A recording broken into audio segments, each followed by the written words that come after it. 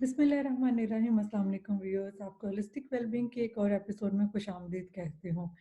Viewers, हमारी society में मज़दूरों के हकूक़, औरतों के हकूक़, मर्दों के हकूक़ और बहुत से लोगों के हकूक़ के बारे में बात की जाती है। लेकिन अगर नहीं की जाती, तो एक ऐसा तबका है हमारी सोसाइटी का जिसके हक़ाइक़ हमेशा नज़रअंदाज़ किए जाते हैं, और वो है ट्रांसजेंडर। जी हाँ, इनके हकूक़ को उस उन इन लोगों को उस तरह से ना हक दिया जाता है और ना ही उनको उस मुकाम पर बिठाया जाता है जिनके वो हकदार हैं। इनके साथ बहुत ज़्यादा इम्तियाज़ी सलूक बरता जाता है। हालाँकि ये भी अल्लाह की बनाई हुई मखलूक हैं, जिस तरह से अल्लाह ने हमें बनाया उसी तरह से इनको बनाया, और इसमें उनका कोई हाथ नहीं होता है कि वो अगर इस तरह से हैं। आज मैंने अपने इस शो में दावत दी है एक ऐसे ही ट्रांसजेंडर को, जो कि बात करेंगे कि वो किस तरह के चैलेंजेस का सोसाइटी में रहते हुए सामना बड़ी बहादुरी से करते हैं। जी, आज हमारे साथ मौजूद हैं जूली खान। अस्सलाम वालेकुम जूली खान, आपका क्या हाल है? सबसे पहले तो शुक्रिया आपका मेरे शो पे आने का। वालेकुम अस्सलाम, thank you so very much. आपका बहुत शुक्रिया, आप हमारी मूवमेंट को सपोर्ट कर रही हैं, आप हमारे लिए आवाज़ उठा रही हैं, उसके लिए बहुत शुक्रिया। और मैं उन सब लोगों का भी बहुत शुक्रिया अदा करती हूँ, जो हमें स्पेस दे रहे हैं और इतनी ज़्यादा इज़्ज़त और इतनी ज़्यादा रिस्पेक्ट दे रहे हैं, इतना ज़्यादा प्यार दे रहे हैं। और उनका बस मैं तो शुक्रिया ही कह सकती हूँ, बहुत अल्फ़ाज़ मेरे पास नहीं है कि मैं किस अल्फ़ाज़ में वो शुक्रिया अदा करूँ, हुँ, लेकिन हुँ। बहुत शुक्रिया, बहुत शुक्रिया। हुँ। अच्छा जूली, मेरा सबसे पहला आपसे ये सवाल होगा कि ऑफ़ कोर्स इस चीज़ से तो हम सबको सिर्फ़ पता ही है कि ट्रांसजेंडर जो लोग होते हैं हमारी सोसाइटी के, उनको बहुत से चैलेंजेस का सामना, बड़ी मुश्किलात का सामना करना पड़ता है। आप हमारे व्यूअर्स को बताएँ कि वो किस तरह की मुश्किलात होती हैं, और ख़ास तौर पे अब जबकि थोड़ी-सी ये इनकी सिचुएशन है, इसमें आपके चैलेंजेस, तो आपने अपनी जो मुश्किलात हैं वो थोड़ी-सी व्यूअर्स के साथ शेयर करें। हाँ, thank you so very much. देखिए, मैं बात ये बताऊँगी कि अब जब हम मुश्किलात की बात करते हैं, तो मुश्किलात मार्जिनलाइज़्ड कम्युनिटीज़ के लिए हैं। मार्जिनलाइज़्ड कम्युनिटीज़ सारे जेंडर उसमें शामिल हैं, उसमें मेल भी शामिल है, उसमें फीमेल भी शामिल है, उसमें बच्चे भी शामिल हैं, उसमें बूढ़े भी शामिल हैं, उसमें पर्सन विद डिसेबिलिटीज़ भी शामिल हैं और ट्रांसजेंडर्स भी शामिल हैं। लेकिन वो जो मार्जिनलाइज़्ड कम्युनिटीज़ हैं, उनके अंदर मज़ीद मार्जिनलाइज़्ड आगे ट्रांसजेंडर कम्युनिटी है। हुँ, हुँ। तो इसलिए क्योंकि जो जितना ज़्यादा मार्जिनलाइज़्ड है, ज़ाहिर बात है जब हमारे मुल्क के हालात, दुनिया के हालात तो आपको पता ही है क्या है।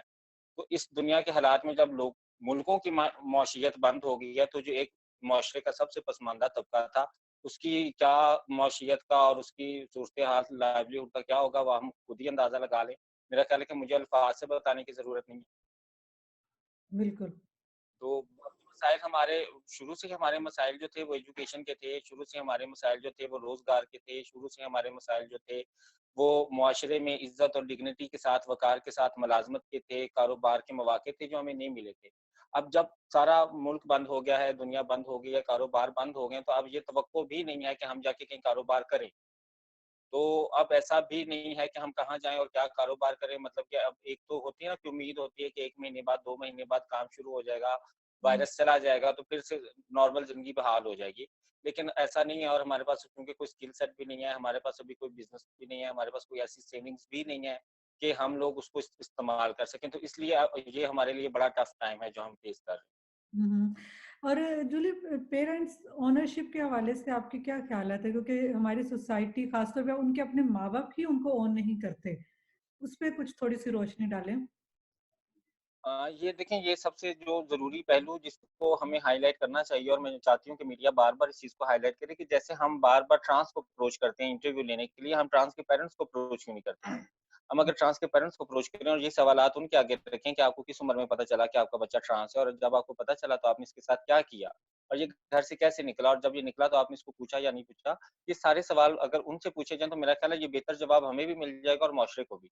और उस चीज़ पे फिर काम किया जा सकता है, जो शिकायत हैं, जो मसाइल हैं, उन मसाइल को हल किया जा सकता है। तो उसके लिए फिर एक ख्वाजा सरा कोई 2-4 नहीं है पाकिस्तान में। ख्वाजा सराओं की एक बहुत बड़ी तादाद है। एक पाकिस्तान में 5 लाख ख्वाजा सरा हैं, अंदाज़े के मुताबिक। और आप ये अंदाज़ा लगाएँ कि 5 लाख इंसानों का ग्रोह एक पाकिस्तान में जो रहता है, जो एक नेग्लेक्टेड ग्रोह है, जिसको पेरेंट्स ओनरशिप ही नहीं है और सोसाइटी इस पे सवाल भी नहीं उठा रही। तो ये छोटा-सा ग्रोह भी नहीं है कि जिसको हम नेग्लेक्ट कर दें कि चलो 100 डो 150 200 हैं, तो चलो इनकी पेरेंट्स ओनरशिप ना भी हो तो खैर है। हमारे यहाँ 5 लाख ट्रांस हैं पाकिस्तान में जिनकी पेरेंट्स ओनरशिप का अभी तक पता नहीं, कोई बात उस पे नहीं कर रहा। तो उस पे बात करना बहुत ज़रूरी है और उस पे बात होगी तभी एक देखिए घर जो होता है ना वो एक महफ़ूज़ जगह है। आपके बच्चे हैं ना माशाल्लाह, तो आप देखें कि आपको अपने बच्चों के लिए अपने घर से ज़्यादा महफ़ूज़ जगह कौन-सी लगती है? और बिल्कुल। आपको क्या लगता है कि आप इस उम्र में अपने बच्चों को अगर घर से निकाल दें, तो वो बाहर एक बेहतर इंसान बनेंगे, एक बेहतर फ्यूचर उनको मिलेगा? आपको तवक्को है? तो आप ऐसे ही ज़ाहिर बात है हम भी वैसे ही इंसान हैं, अगर आप हमें उस उम्र में घर से निकाल देंगे, तो हमारा बाहर फ्यूचर क्या होगा? हम तो एक ग बुरी ज़िंदगी में ही जाएँगे ना, लोग हमें बुरी ज़िंदगी में लेके जाएँगे। तो जब तक माँ-बाप की सरपरस्ती नहीं होगी, जब तक हमारे लिए परेशान नहीं होंगे वो से जैसे वो अपने बच्चों के लिए होते हैं, जैसे अपने बच्चों के फ्यूचर के लिए होते हैं, तो हमारे लिए भी फ्यूचर के लिए परेशान हो, हमारी तरबियत के लिए परेशान हो, उसके बावजूद अगर हम अच्छे इंसान ना बने तो फिर तो ये गिला है ना। लेकिन आप तरबियत से पहले ही आप निकाल हुँ।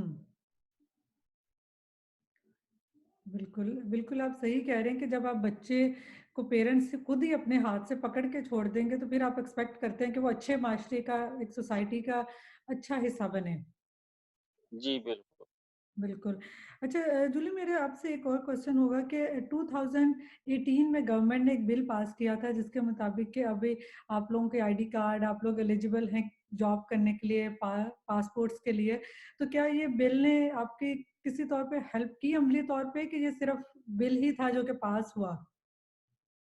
इसका आपको देखिए, कोई मैं फिर आपको बात ये बताऊँगी कि ट्रांसजेंडर प्रोटेक्शन एक्ट पास हुआ, उसके लिए हम बहुत खुश हैं। ऑब्वियसली हमारी बात तो हुई, हमारे लिए आवाज़ तो उठी, हमें थर्ड जेंडर के तौर पे रिकॉग्नाइज़ तो किया गया। वो जो एक हम पे इल्ज़ामात है कि ये लड़के हैं, ये जानबूझ के बने हुए हैं, ये ऐसे हैं, ये वैसे हैं। तो ट्रांसजेंडर प्रोटेक्शन एक्ट में जब सेल्फ परसीव्ड आइडेंटिटी की जो है हमें राइट जो है पाकिस्तान गवर्नमेंट ऑफ पाकिस्तान ने दिया, तो उससे ये ज़रूर हो गया कि हम नादरा में अपनी सेल्फ परसीव्ड आइडेंटिटी बता के आईडी कार्ड ले सकते हैं। लेकिन उसके लिए इश्यू यही है कि अभी तक पेरेंट्स तक तो ये बात नहीं पहुँची, हमारे माँ-बाप तक नहीं पहुँची। माँ-बाप अब भी हमें अपनाने को तैयार नहीं है।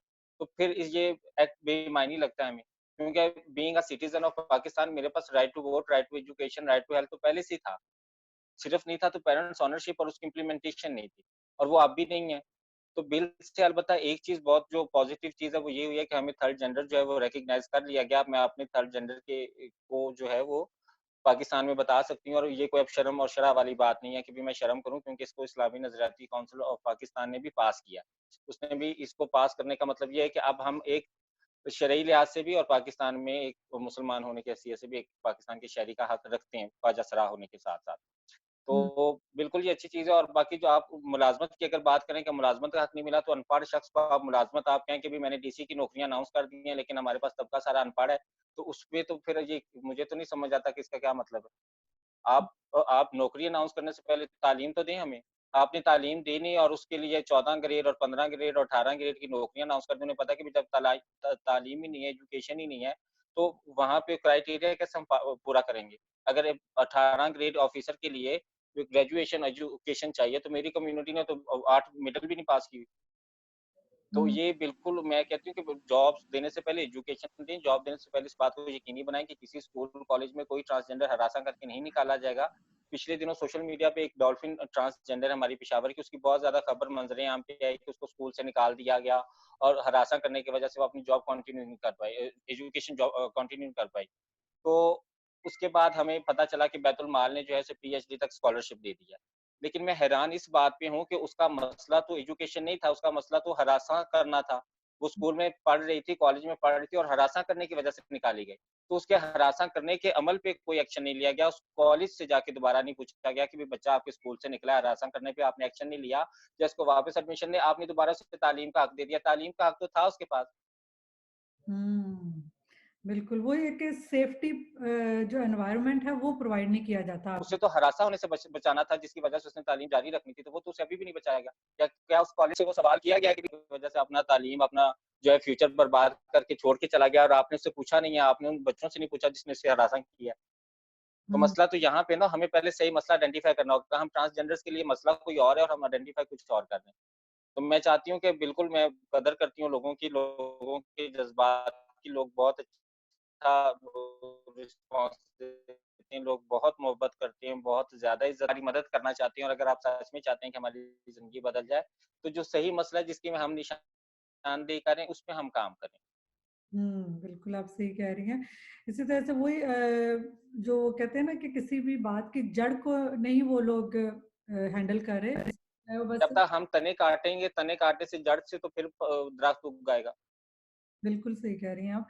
अच्छा, एक और मैं सवाल पूछूँगी आपसे जूली कि मैं कुछ रिसर्च कर रही थी, कुछ पढ़ रही थी जब, तो वहाँ पे मुझे मतलब मुझे ये जानने का मौका मिला कि पुलिस आप लोगों को इतना ज़्यादा सपोर्ट या गवर्नमेंट की तरफ से उस तरह से अथॉरिटीज़ की तरफ से सपोर्ट नहीं मिलती। अगर कुछ खुदा ना करे कि आपके साथ कुछ हो, तो मतलब वाक़ई क्या ऐसा होता है और क्यों ऐसा होता है?